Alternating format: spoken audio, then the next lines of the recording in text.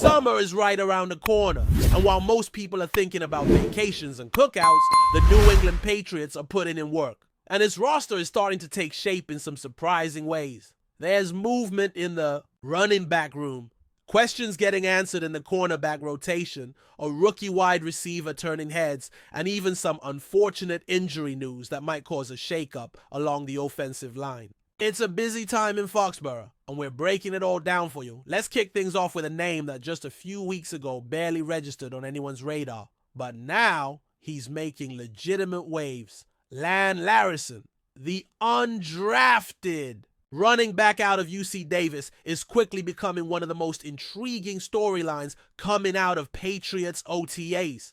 He didn't just earn an invite, the team made sure they locked him in with a solid signing bonus. A clear sign they saw something special in him right from the start. And now, just a few practices in, he's already seeing reps with the first team. That's not nothing, especially for an undrafted rookie. If you haven't watched his highlights yet, go check him out. Larrison was an absolute monster at UC. Davis! He's the kind of back that doesn't just produce, he jumps off the screen. He runs hard, catches well, and has a burst that's already drawing comparisons to a familiar name for Patriots fans, Rex Burkhead. Yeah, it's early. But when you see that comparison being floated and then realize he's already mixing in with the starters, you start to get the sense this might not be your typical camp body. This might be a real piece of the puzzle, and what makes this even more compelling is what it signals about the rest of the backfield. Right now, you've got Ramondre Stevenson, who the Patriots are clearly banking on bouncing back after a bit of a down year. You've got the newly added Antonio Gibson, who was expected to bring some versatility and speed to the offense. But with Larrison climbing the depth chart this fast, and with Tavian Henderson also bringing his own explosive skill set, Gibson's spot on the roster might not be as secure as it once looked. Now, of course, there are still some high-profile free agents out there. Guys like Nick Chubb and J.K. Dobbins, both talented backs working their way back from injuries. In another year, maybe the Patriots kick the tires on one of them. But with what they're seeing in-house, especially from guys like Larrison, I know the front office seems content to roll with what they've got. And when you factor in the special teams element, Larrison becomes even more valuable. He's expected to contribute there too, which gives the coaching staff even more flexibility when it comes to shaping the final 53. But Larrison's not the only undrafted rookie making noise. Keep an eye on Brock Lampley, a tight end who might end up playing a pretty unique role. If Josh McDaniels decides he wants to bring a fullback back into the mix, which is very much on the table, Lampley could be the guy to do it. He's got the frame, the attitude, and the versatility to fill that hybrid role. And in a system like McDaniels, where personnel versatility is king, that matters. He could end up being both the third tight end and the starting fullback. Do not be surprised if we end up seeing 3 or 4 undrafted rookies on this final roster. That's how open things still are in New England right now. Shifting gears to some of the more high-profile players, the battle at wide receiver is heating up in a big way on its rookie versus elite early on. Christian Gonzalez and Kyle Williams have been going at it in practice. And let me tell you, this is exactly what you want to see. Gonzalez, the team's top corner, has been matching up with Williams, the rookie wideout out of Washington State, and that's not an accident. The Patriots are putting Williams through the fire early, and he's not backing down. One of the standout plays came when Drake May, the rookie quarterback, launched a deep ball down the sideline aimed at Williams. Gonzalez was there. Tight coverage, shadowing, but May went for it anyway. That's a good sign for both players. For May, it shows confidence. He's not afraid to challenge a lockdown corner if he likes the matchup. And for Williams, it shows trust. The quarterback already believes in him enough to take that shot. In that particular play, Gonzalez came down with the interception, but the bigger takeaway is the reps. And who's getting them? Williams is clearly climbing the depth chart. When you start looking at how this wide receiver room might shake out, it becomes clearer with every practice. Stephon Diggs is obviously the alpha when healthy, though he may miss the preseason and could be questionable for the start of the regular season. Even so, his spot is safe. Then you've got Mac Hollins, who was brought in via free agency after showing up big in the playoffs last year for Buffalo. He's a lock. Pop Douglas is another name to know. Arguably the best returning wide receiver on the roster. He'll be the slot guy, no doubt about it. That's 3 right there. Then comes Kyle Williams. He's not just making plays, he's being rotated in with the ones. He can play outside, he can play in the slot, and if Diggs isn't quite ready, Williams might be the guy who steps up. He's already ahead of guys like Jalen Polk, who's flashed a bit in practice but doesn't quite have the same buzz. Assuming the Patriots carry 6 wide receivers, that leaves 2 more spots. Jalen Polk might grab one of them, especially given his veteran status and ability to make plays in space. But the final slot is wide open. Right now it's shaping up to be a battle between Jalen Baker, a 4th rounder out of UCF, and Epton Chisholm, another undrafted rookie, this time from Eastern Kentucky. Both are hungry, both are talented, but there might only be room for one of them. And where does that leave Kendrick Bourne? Surprisingly, possibly on the outside looking in. Bourne's name keeps popping up in roster cut projections, and it makes sense. He's got experience, sure, but with younger guys coming in and showing more upside and doing it on cheaper deals, it's a business decision the team might have to make. As for Keyshawn Boutte, the team has already floated his name in trade talks during the draft and may continue to do so leading up to the season. If no takers emerge, he could be another cut candidate. It's a new coaching staff, a new scheme, and a team clearly willing to shake things up. Back to the offensive line for a minute, there's some news here that's a bit concerning. Morgan Moses, who was expected to be a key piece at right tackle,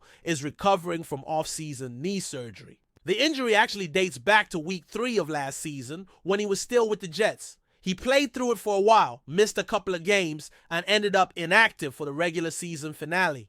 Eventually, he opted to get surgery, and now he's still in recovery mode. The good news? He's still been around, participating in the non-contact portions of OTAs and staying engaged with the team. The bad news? He's not out there doing full drills, and there's no clear timetable just yet. At 34 years old, Moses is a veteran presence and a strong leader, and the Patriots are hoping he can serve as a mentor to Will Campbell, their rookie left tackle. Campbell's development is crucial for protecting Drake May, and having Moses in his ear is definitely a plus.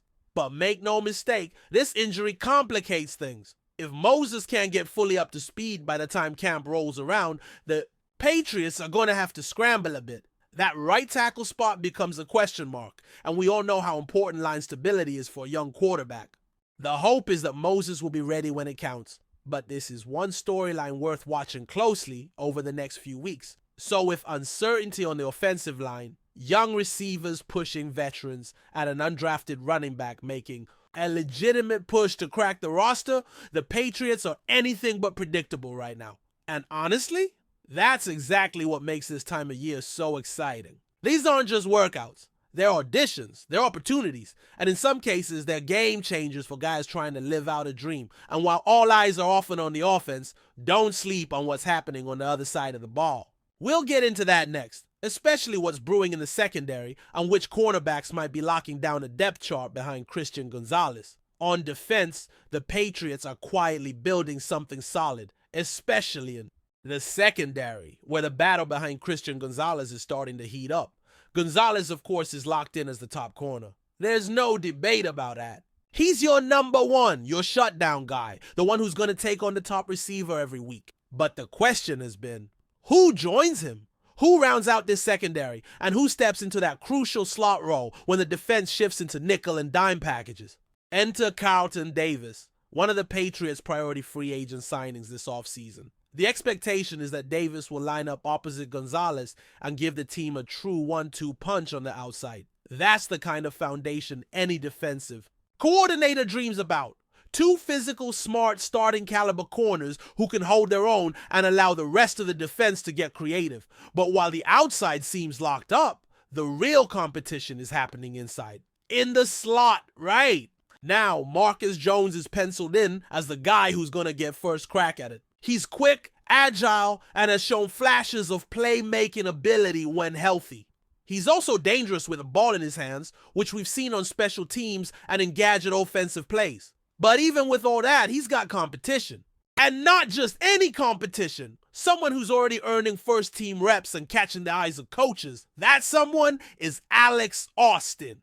The 6'1", 190-pound corner has quietly been one of the most consistent performers in OTAs. He's been working in the slot, staying active in team drills, and most importantly, producing. Whether it's batting down passes, staying tight in coverage, or just being in the right place at the right time, Austin is making his case loud and clear. He's not just out there to fill reps. He's fighting for a spot in the regular rotation. And right now he's winning. That sets up a really interesting situation. If the Patriots feel good about Austin and Jones both playing significant roles, they can get a little more aggressive with their roster decisions. Maybe they keep 5 corners instead of 6. Maybe that opens up a spot elsewhere, on the defensive line as safety, or even on offense for a specialist. It's all about flexibility, and right now the coaching staff is seeing that depth materialize in real time. And speaking of flexibility, the Patriots are also exploring external options just to keep all bases covered. Jerry Jacobs, formerly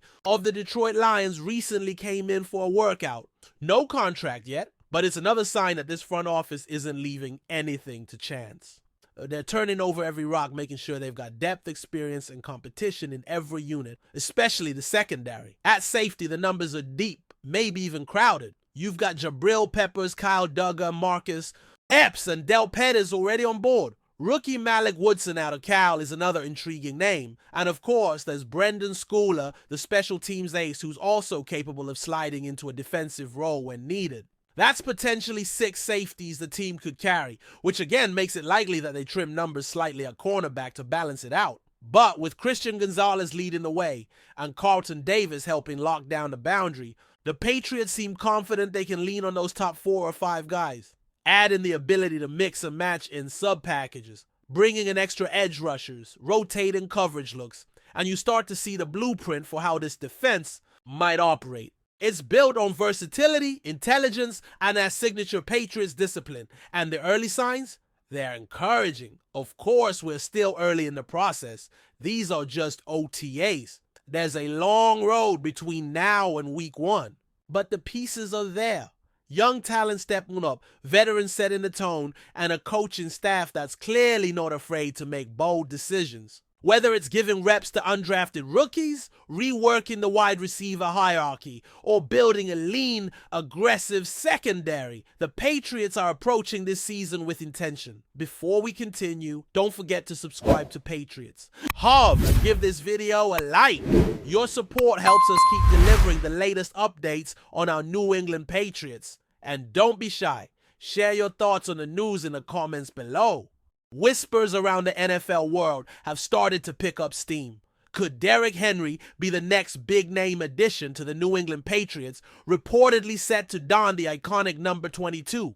While nothing official has been confirmed, the rumor mill is buzzing with speculation that one of the league's most dominant running backs might be making a surprising move to Foxborough. For years, Derrick Henry has been a force of nature on the field, known for his punishing runs and ability to break tackles like few others in the game. His power running style and consistent production have made him a centerpiece for the Tennessee Titans offense. But as contract talks and team strategies evolve across the league, whispers suggest Henry's next chapter might not be with the Titans at all. The Patriots, traditionally known for their strategic roster moves and ability to reinvent their squad, could see Henry as the perfect complement to their evolving offense. The number 22 jersey, historically significant in New England, has been linked to this potential signing, adding fuel to the fire. Fans and analysts alike are debating what Henry's presence would mean for the Patriots' ground game and overall offensive scheme. Could Bill Belichick be planning to inject a new level of physicality and explosiveness into the backfield? Of course, the logistics and financial implications of such a move are massive. Henry's stature and salary demands could shake up the Patriots' salary cap, forcing difficult decisions elsewhere on the roster. Still, the prospect of pairing Henry's brute strength with New England's disciplined system is tantalizing. The question remains, are the Patriots willing to take that gamble? Sources close to the situation remain tight-lipped, but social media chatter and insider leaks have kept this rumor alive. Some insiders suggest that preliminary discussions might be underway, while others remain skeptical about whether Henry would fit into the Patriots' style or if New England would prioritize investing heavily in a running back. As the offseason progresses, all eyes will be on New England and Derrick Henry. Could the Patriots really be ready to welcome this powerhouse into their ranks, turning the rumor into a headline? Or is this just another tantalizing what if in the ever-shifting landscape of NFL speculation? Only time will tell, but for now, the idea of Derrick Henry rocking the number 22 jersey in New England is enough to get fans dreaming about a new era of Patriots football, one powered by one of the league's most formidable runners. Viduando, buzz is real, and the NFL community is watching closely. That's it for this update. If you enjoyed the video and want to stay updated with exclusive news about our New England Patriots, be sure to subscribe to Patriots Hub and hit that like button. We can't wait to hear your thoughts in the comments. See you in the next video.